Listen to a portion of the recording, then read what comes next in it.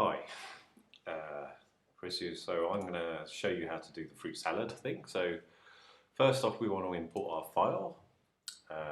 So fruit salad PSD, and just keep that the same, the enable bit, and import as retain layer sizes. And all that means is that it cuts the layer around all of the visible pixels, rather than if it was composition and all bits of all bits of footage, whether they're stills or not, would be the same size as the composition. So open that and import it.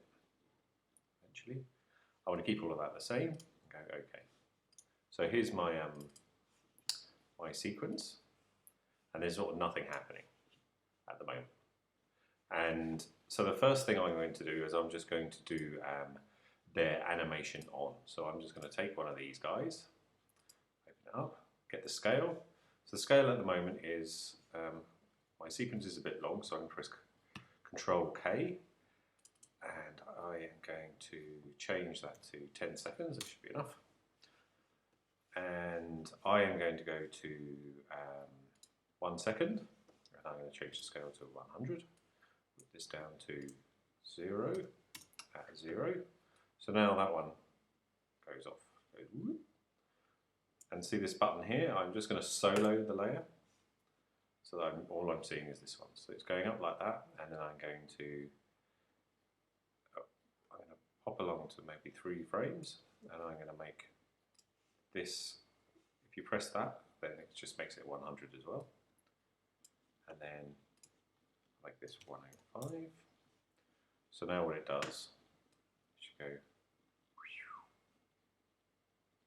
so it just goes from that all the way up to that, yeah? So if it seems a bit laggy, it's because I'm recording this at the same time, so it's going to be a bit laggy. So anyway, there we go. I'm going to take those, I'm going to Command C, copy, and then I'm going to grab everything else, and while this, while the time indicator is at 0, then I can paste those in. So now, if I press S, see the scale, it's got all of the keyframes in. So now, when I take that off the solo, everything will scale up at the same time, which is great, but I don't want it to do that. So what I'm going to do is I want fruit salad to be my last thing to scale up. So I'm just going to shuffle these along.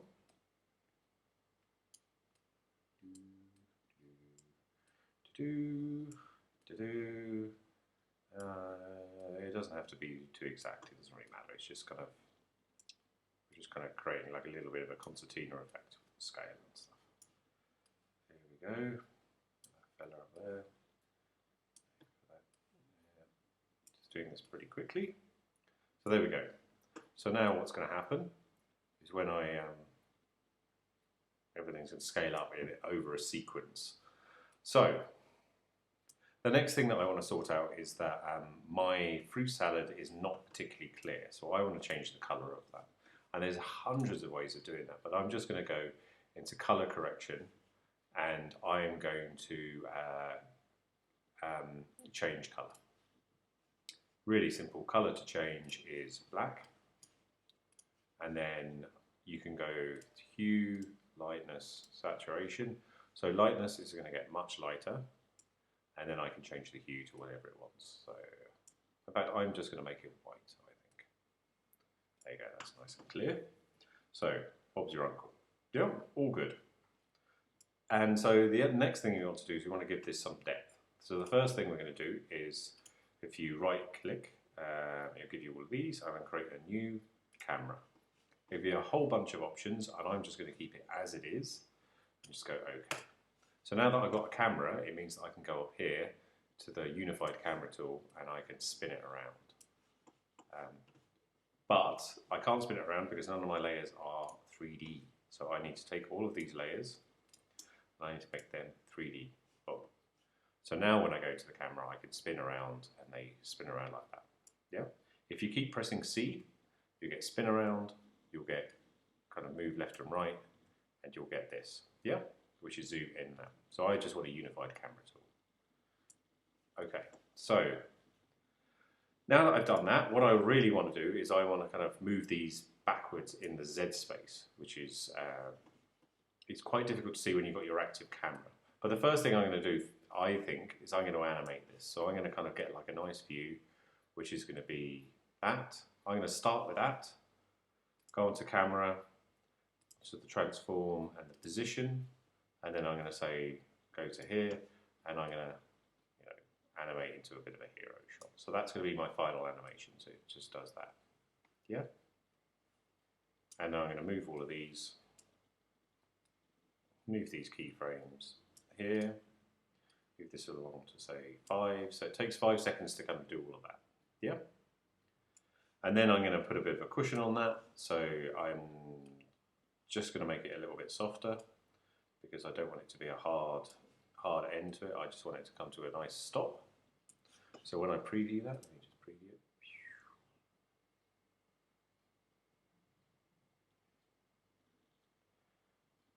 So it just comes to a nice stop like that. Yeah, that all sort of makes sense. Right, back to the keyframes. So now what I want to do is I want to push these things back in Z space. And so I could do it here. I could grab, go back to the pointer tool. I could grab each of these and I could start moving it like that. Or I could go into one of the custom views.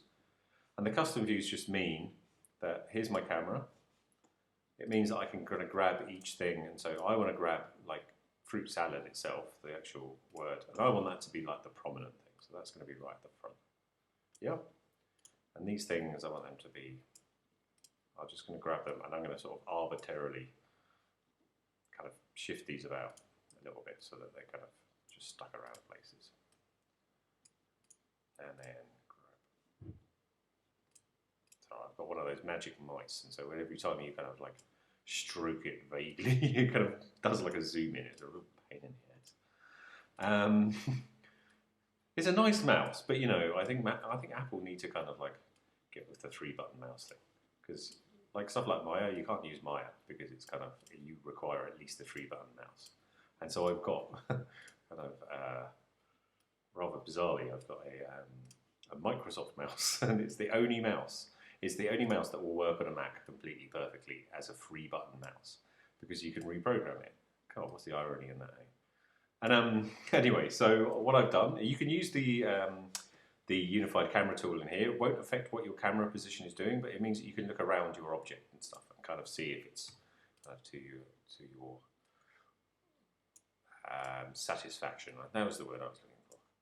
So here we go. It's all kind of, you know, it's just a simple explosion. You see it on tons of things. You look out for it. Look out for it on title sequences.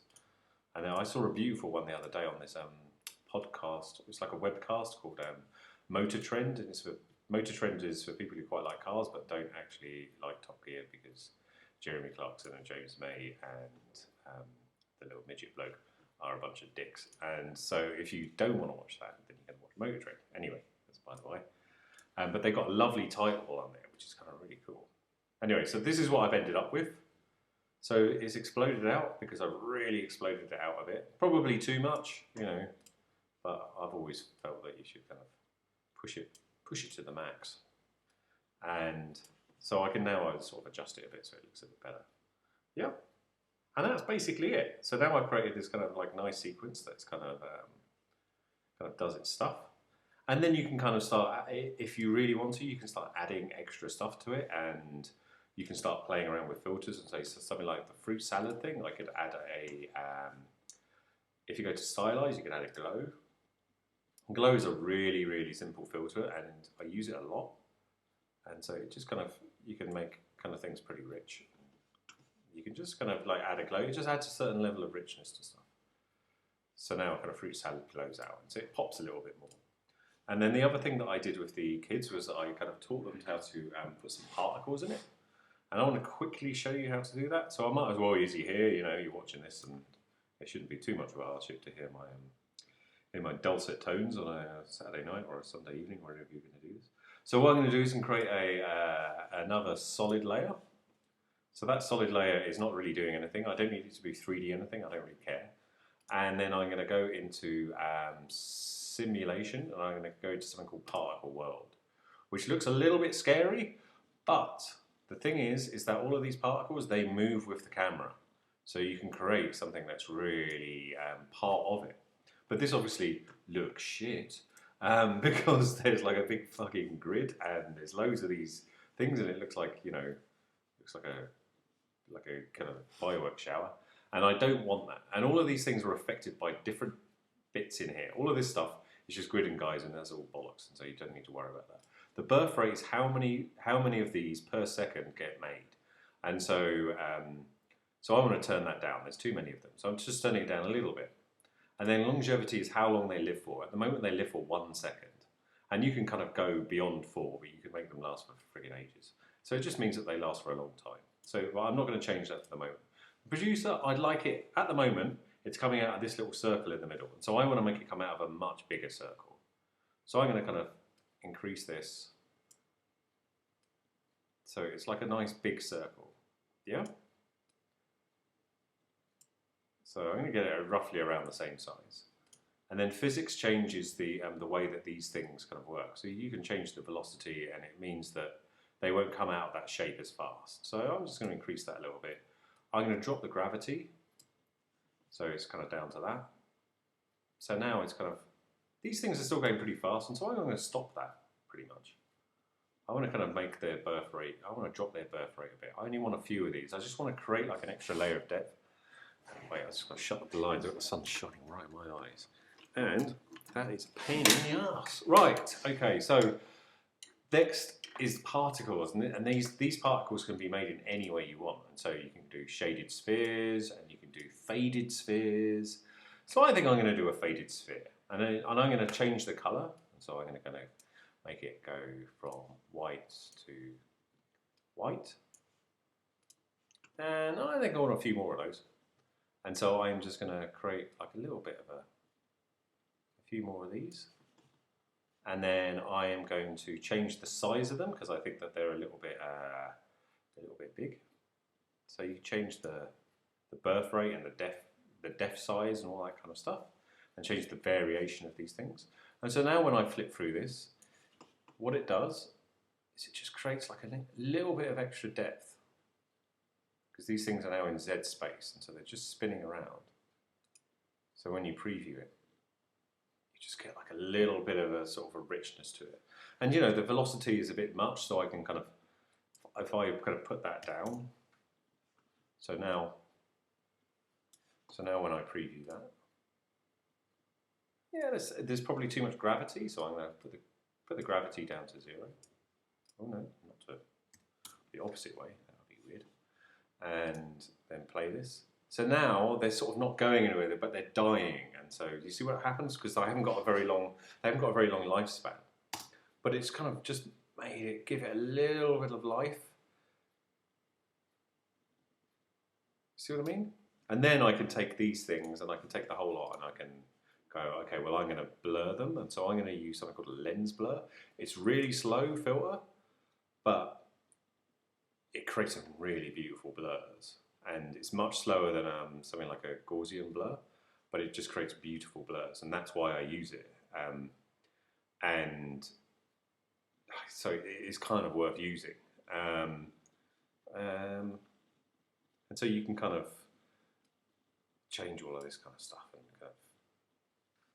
and it just kind of, and then it kind of makes it look as if they're sort of almost like dust motes or something like that.